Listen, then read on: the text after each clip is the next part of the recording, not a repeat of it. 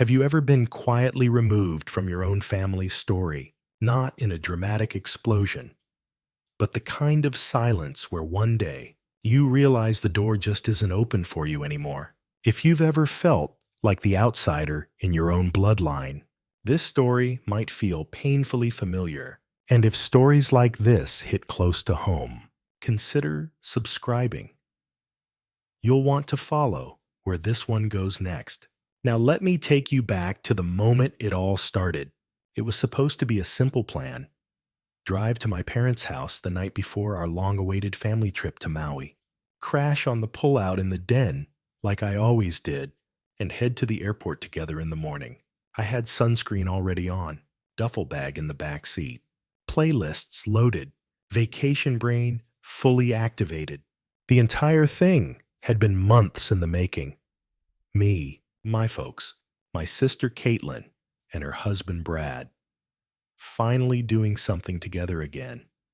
After years of drift and distance, the flights were booked, the beach house reserved, and for once, I thought maybe we were stepping into a chapter where things felt whole. So when I pulled into their driveway in Santa Rosa, just as golden hour hit the roof tiles, I was smiling, the kind of smile that comes before the gut punch. My mom opened the front door before I could knock. No hug, no warmth, just her standing there with that controlled look she gets when she's already made peace with something ugly. "You weren't actually on the guest list," she said, flat, like it was an admin error. Caitlin asked that it just be her and Brad this time. "We figured you'd be fine spending a few days solo." I blinked, waiting for the joke. It didn't come. Through the open door, I could see luggage lined up, 2 sun hats on the coat rack, my dad pretending to check something in the kitchen, Caitlin's laugh bouncing from the living room like I was already a ghost in their house. I asked, "What are you talking about?" But I knew. I'd known for weeks. Probably all those vague texts, all that stalling. When I asked about logistics, I just hadn't let myself believe it. "She needs a break from conflict," Mom said, as if I was a noise machine instead of a son. "You two haven't exactly been on the best terms lately." And just like that, I became the sacrificial peace offering, not forgotten, excluded, on purpose. I left without saying another word, drove off with my bag still packed and the sunscreen still sticking to my arms like a joke. It took until midnight for the anger to hit, but it didn't come alone. At 12:02 a.m., I got a Venmo request from my mom. $580. "Your share of flights and villa." I stared at it for a second, jaw clenched. Then I sent back $1 with a note. "You'll have a surprise. I wasn't going to spend 5 days doom scrolling while they played Happy Family." I opened my laptop, searched their flight number. Yep, still seats left. I booked one, same gate, same time. Then I found myself something better than their shared beach house. A private luxury suite on the North Shore. Infinity pool, direct beach access, booked under their last name. I even left a note for staff. The Thompson family prefers early check-in and champagne on arrival. It wasn't revenge. It was reclamation. I was done asking for a seat. I was going to take the view instead. The next morning, I parked at the airport's long-term lot. Hoodie up, headphones in, head down as I passed through security. I saw them at the gate. Dad clutching his itinerary folder like it was still 1999. Caitlin with her overpriced neck pillow, and Brad doing Brad things. They didn't notice me slip past them during final boarding. I took a middle seat near the back, curled against the window, and fell asleep somewhere over the Pacific. When we landed, I let them get off first. They were probably buzzing with excitement, unaware I'd just hijacked their idea of a perfect, drama-free escape. In arrivals, I spotted my driver instantly, suit and tie, holding a sign that said, "Thompson Family."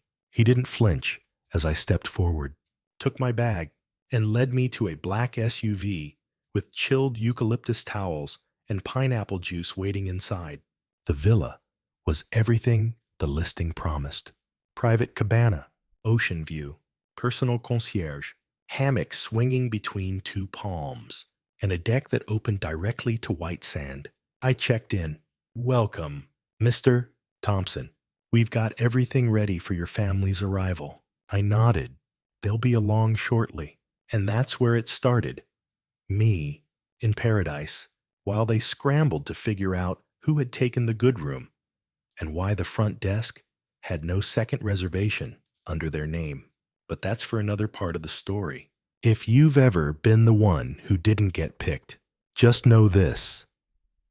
Sometimes the best view comes when you stop waiting for the invitation.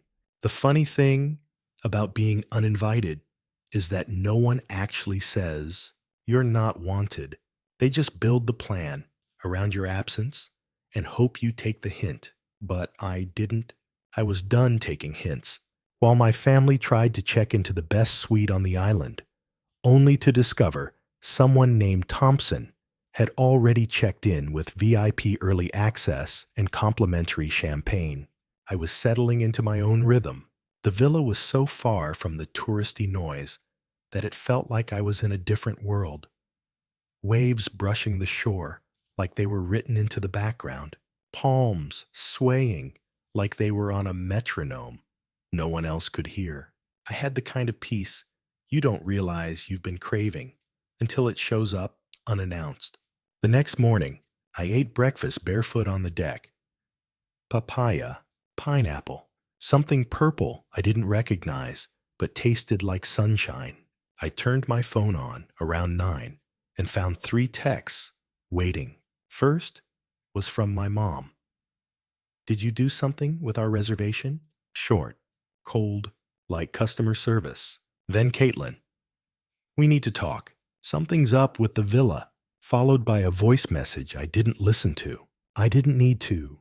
I could already picture the scene. Dad talking with a manager. Caitlin on hold with customer service. Brad Googling other resorts, while my mom fumed about disrespect. But the room was booked, my name on the record, and there was no refund, no alternate suite. They were stuck. By noon, I finally picked up a call from my dad. His voice was tight, trying to stay calm. Did you book something under our name? I told him I had. Why? He asked. I paused, because I figured you'd be fine alone. He didn't respond, just a long, quiet hang-up.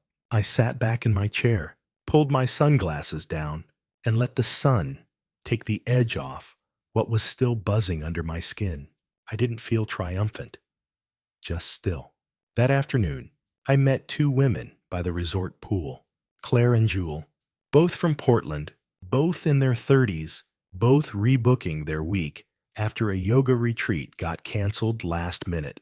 Conversation flowed like we'd all decided not to waste time pretending to be strangers. By 4 p.m., we were sipping cocktails by the water, talking about work, travel, and how vacation always reveals the people in your life who make you feel like work. They didn't know anything about my family drama, and I didn't offer it. It felt good to just exist. No backstory needed.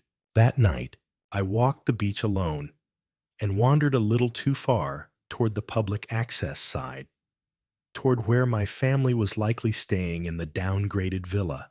I kept to the shadows, but caught a glimpse of them across the sand. Caitlin was clearly agitated, arms crossed. Brad standing next to her like a bored bodyguard. My mom was mid-lecture to someone at the resort, gesturing with both hands like the problem had to be solved now. My dad sat off to the side, scrolling his phone like he was already retreating into the safe glow of distraction.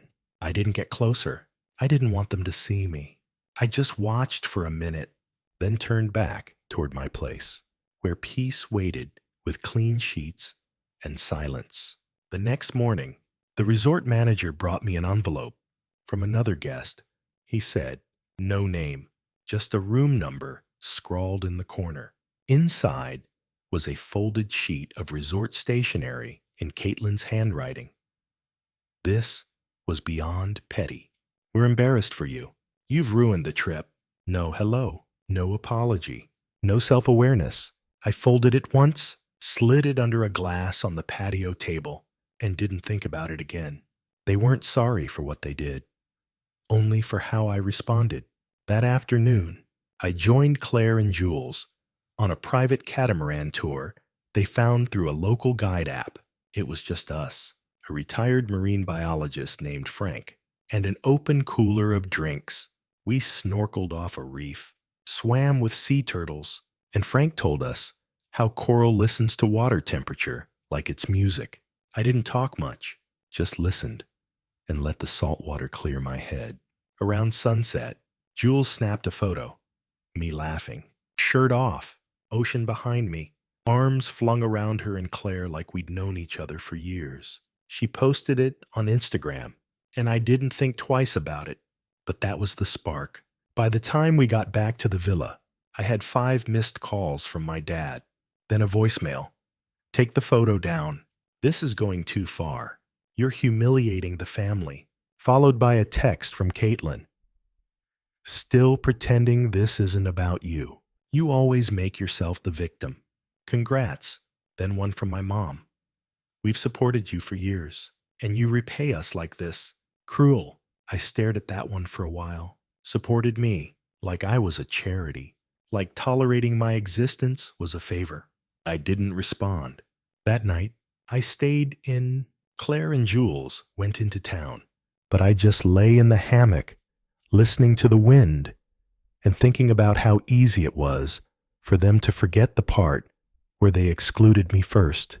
It was never about the room or the vacation. It was about control. They wanted the comfort of leaving me out without the discomfort of me noticing. But now I had noticed, and I wasn't asking to be let back in. I wasn't playing anymore. I woke up on the 4th morning to the smell of sea air and the sound of a distant blender making someone else's pina colada dreams come true. My phone was quiet. No new messages, no missed calls, just the steady hum of the ocean outside my cabana, and the faint ache of realizing how little effort it took for my family to cut me out. I poured myself coffee and stood barefoot on the deck, staring out at the water as if it held some answer I'd missed. The truth was, they never expected me to show up. Not like this. Not with poise. Not with a plan. Not with the kind of confidence that wasn't born from spite, but from finally letting go. That silence, the one they were now stewing in, wasn't retaliation. It was revelation. I could exist without orbiting around them.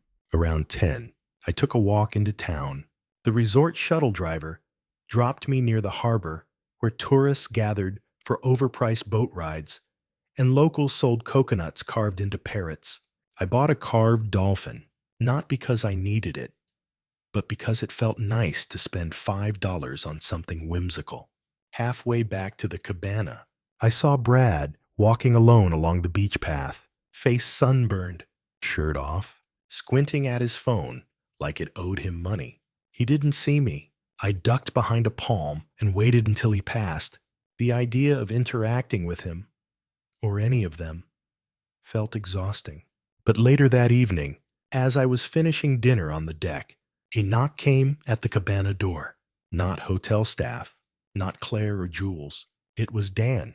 No expression, no passive-aggressive aura, just a tired man in cargo shorts, holding a can of beer. Mind if I sit? He asked. I nodded toward the empty chair. He cracked the beer, sat down, and stared at the water like it had offended him. They're unraveling, he said after a long pause. Your mom cried this morning. Caitlin's barely speaking to anyone. My father-in-law is pretending to be busy with travel insurance claims that don't exist. I stayed quiet. They didn't expect you to come. Definitely not like this. Caitlin thought you'd sulk at home. So did your mom? I didn't look at him. Was it her idea to leave me out? He took a sip and gave the kind of shrug that says everything. She said she needed peace. They all just wanted an easy trip. Another sip, and they figured you wouldn't make it harder by showing up uninvited. I nodded. He finally glanced over. I don't think you're wrong, he said, but I'm probably not supposed to say that. We sat there in silence, listening to the waves and the rustle of palm leaves. No one stormed in. No one yelled. It was almost surreal to have a conversation that didn't feel like a trap. They're going to come after you harder when we get home, he added. I know, I said. When he left, he gave me a nod. Not approval, not pity, just acknowledgement. And somehow, that felt like the first honest moment any of them had offered me in years. That night, Claire and Jules invited me to a fire pit gathering hosted by some locals they'd met. There was music, laughter, and the kind of conversations that didn't require backstory or history, just curiosity and warmth. I found myself talking about writing again, something I hadn't admitted out loud in a while. Jules asked what I used to write, and I said, stories about people who don't get invited to things. She laughed, not because it was funny, but because she understood the kind of humor pain turns into. Around midnight, I checked my phone and saw another text from Caitlin.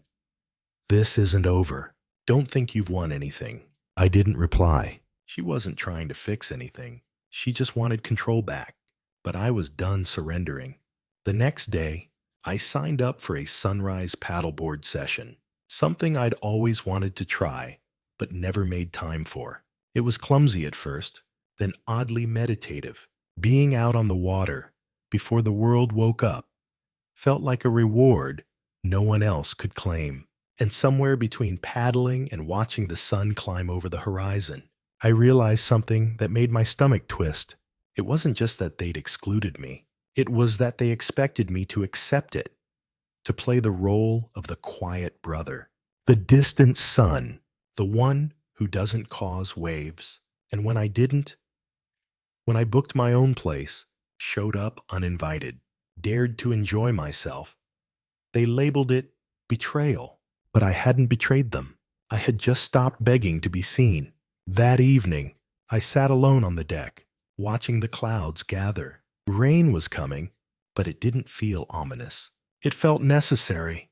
As the first drops hit the palm leaves, I poured a whiskey, opened my journal, and wrote the one line I'd been avoiding all week. They didn't forget me. They chose to leave me out. There was power in putting it down, in naming what they'd done, without cushioning it with empathy they hadn't earned. And for the first time in a long time, I didn't feel like the broken one. I felt like the one who'd finally stopped breaking for them. It wasn't until I got home that I realized how quiet life could be when no one's waiting to remind you of who they think you are. The email stopped. The text dwindled. No birthday reminders. No guilt-laced invites to Sunday dinner. Just me, my apartment, the windows open, and a kind of silence that didn't feel like punishment. It felt like room to breathe. I went back to work, like nothing had happened. People asked how Hawaii was. I said it was calm, just what I needed. I didn't mention the villa, or the note, or the way my family looked when they realized I hadn't stayed behind, like a good little afterthought. Claire and Jules followed me on Instagram. We exchanged a few messages about book recommendations and where to find the best ramen in Portland. Nothing heavy, nothing lingering. Just two good people who showed up at the right moment and helped me remember I was still someone worth laughing with. Weeks passed, then months, and slowly, the impulse to check for messages faded. The sting dulled. Even the note Caitlin had left, the one calling me petty and embarrassing, got folded and pushed into the back of a drawer. Life didn't explode. It just got quiet. Clean. I started freelancing more, moved closer to the coast, picked up a morning routine that included walking barefoot to get coffee because I could. I even started dating someone. Maya, an illustrator I met at a community art show. She had kind eyes and didn't flinch when I told her my family was complicated. She just nodded and said, Mine too, and that was enough. We never went too deep, but she respected the shape of the space I had carved for myself. Then one evening in March, nearly a year after the trip, I heard a knock at my door. It was already dark, and I wasn't expecting anyone. I thought maybe a neighbor, maybe a delivery at the wrong address. But when I opened it, there stood Caitlin, windbreaker zipped up, hair darker than I remembered. No makeup, no show, just my sister, the girl I used to share bunk beds with, standing on my porch like she didn't know if she should be there. "Mom's in the hospital," she said. Her voice cracked. "Just slightly. Heart attack. Mild. They say she'll recover. But she asked for you." My mouth opened before I could think. "What?" "She asked for you first," she said. "Not Dad. Not me. You." I didn't say anything. I didn't invite her in. I just stood there, stunned at how fast old emotions could surface when you thought you'd buried them in ocean air and saltwater silence. Caitlin handed me a folded note. Hotel stationery again. One sentence in Mom's handwriting. "If I was wrong, I'm sorry. I love you either way." No signature, no qualifications. I stared at it for what felt like hours. "She's scared you won't come," Caitlin added. "Not because you're angry. Because she thinks maybe you've actually moved on." And that, somehow, hurt more than the original exclusion. Because she was right. I had moved on. I wasn't living in their gravity anymore. I had built something else. Quieter, smaller maybe, but honest. Mean. I didn't respond. Caitlin stood there a moment longer, then said, "I took a rideshare. My car's in the shop," which, to anyone else, might sound irrelevant. But to me, it meant something. Caitlin never shows up without armor, without her own transportation, her own exit plan. For her to come like this, it was a crack in the glass. She turned and walked down the steps without waiting for me. No ultimatum, no dramatic plea, just left me there with the note in my hand. That night, I didn't go to the hospital. I didn't text or call. I just sat with the note on my kitchen table and let the weight of everything crash against it like tide on stone.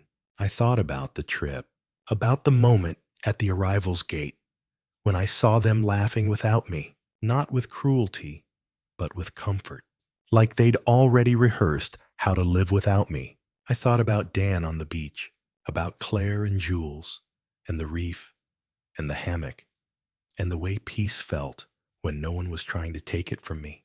And I thought about what that note didn't say. No explanation, no justification, just 7 words that were either truth or tactic. In the morning, I brewed coffee, folded the note again, and tucked it into the back of my notebook. I didn't throw it away, but I didn't answer it either. Some things are better left quiet.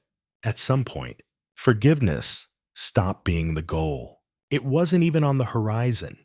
What I found, instead, was detachment.